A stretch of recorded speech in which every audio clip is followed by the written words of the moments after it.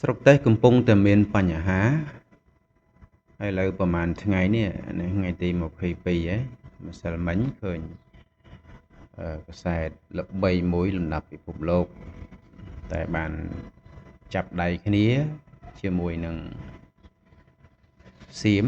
រយៈពេលអស់60ឆ្នាំទៅហើយអញ្ចឹងហើយបានជាគេហ៊ានសរសេរពាក្យ scam Cambodia ប៉ុន្តែពាក្យនេះគឺជាការប្រមាថមកលើប្រទេសកម្ពុជាខ្លាំងណាស់និយាយរឿងបងប្អូនខ្មែរយើងភាគច្រើនតែប្រើភាសាថាឈឺចាប់ដូចជាត្រូវបានសៀមរំលោភឈ្លានពានទឹកដីកំពុងតែកាន់កាប់ទឹកដីខុសច្បាប់ប្រមាណកន្លែងហ្នឹងច្រើនតែប្រើភាសាថាឈឺចាប់មិនគួរណាគេអាចអញ្ចេះមួយអញ្ចោះពីរមានបងប្អូនយើងខ្លះឈឺចាប់ប៉ុន្តែឈឺចាប់ហាក់ដូចជាបានតែនិយាយ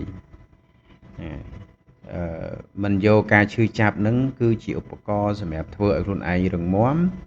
ហើយប្រឹងប្រែងបន្ថែមនៅចំណេះដឹងគឺអត់មានទេ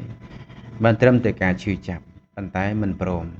ខ្លះឈឺចាប់ប៉ុន្តែបើទៅជាផឹកស្រាជក់អាភៀនញៀនថ្នាំណាហើយឬក៏បង្កបញ្ហាផ្សេងដោយនឹកស្មានមិនដល់អានឹងឈឺចាប់ដែរប៉ុន្តែឈឺចាប់បែរទៅជាធ្វើឲ្យខ្លួនឯងកាន់តែធ្លាក់និយាយពីរឿងសិស្សានុសិស្សនិស្សិតដែលកំពុងតែរៀនសូត្រឈឺចាប់ប៉ុន្តែមិនប្រឹងប្រែងរៀនសូត្រទេនេះខ្ញុំមិនមែនបាយតម្លៃអ្នករៀនសូត្រទូទៅទេណាប៉ុន្តែមួយចំនួនឈឺចាប់អញ្ចេះមួយអញ្ចោះពេលដោយសារសៀមបានរំលោភបំពានឈ្លានពានទឹកដីខុសច្បាប់ប៉ុន្តែអត់ព្រមប្រឹងប្រែងរៀនសូត្រទេក្នុងនាមជានិស្សិតក្នុងនាមជាសិស្សរៀនសូត្រប៉ុន្តែអត់ខិតខំប្រឹងប្រែងរៀនសូត្របានត្រឹមតែឈឺចាប់ដៃចាប់កាន់សៀវភៅគឺតិចបំផុតតែការប្រើប្រាស់បណ្ដាញសង្គមលេងបណ្ដាញសង្គមច្រើនជាងការកាន់សៀវភៅច្រើនជាងការរៀនសូត្រតែការឈឺចាប់របស់យើងនឹងតែឈឺចាប់បែបឬត្រឹមតែនិយាយឲ្យគេឮដើម្បីបញ្ជាក់ថាខ្លួនឯងនឹងក៏ចេះឈឺចាប់ដែរនៅពេលដែលពួកសៀមបានដណ្ដើមឬក៏ឈ្លានពានទឹកដីខុសច្បាប់នឹងចាប់ដែរហើយក៏ហីទៅហើយក៏ទៅកាន់ដបកាន់កំប៉ុងស្រាដើម្បីសបាយទៅឬក៏មិនអត់ត្រូវណាយកការឈឺចាប់នឹងបង្កើតទៅជាធម៌ពលប្រឹងប្រែងរៀនសូត្រឲ្យខ្លាំងដើម្បីអីដើម្បីការពារ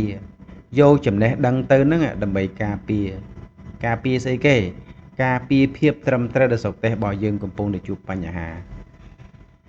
យើងមិនអាចរៀនមួយថ្ងៃការពារទឹករបស់យើងបានទេប៉ុន្តែសន្សំហើយប្រជាជនទូទាំងប្រទេស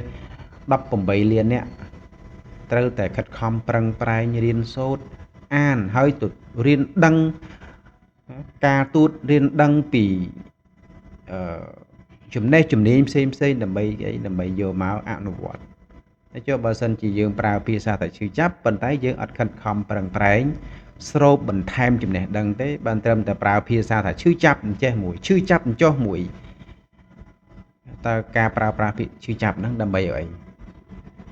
បាទចឹងហើយកុំឲ្យតែបានត្រឹមតែឈឺចាប់ហើយត្រូវបង្កើតភាពឈឺចាប់ហ្នឹងដើម្បីឲ្យវាទៅជាកម្លាំងទៅជាធម៌ពលជំរុញឲ្យយើងខិតខំប្រឹងប្រែងរៀនសូត្រឲ្យអស់ពីសមត្ថភាពប្រឹងប្រែងឲ្យអស់ស្រុកទេសកំពុងត្រូវការយើងទាំងយុវជនយុវនារីទាំង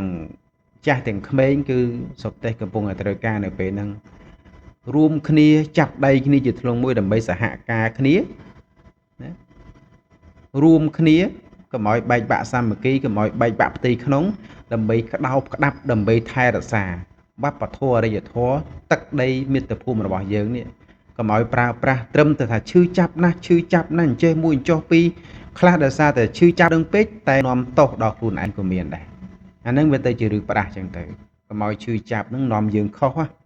អត់បាន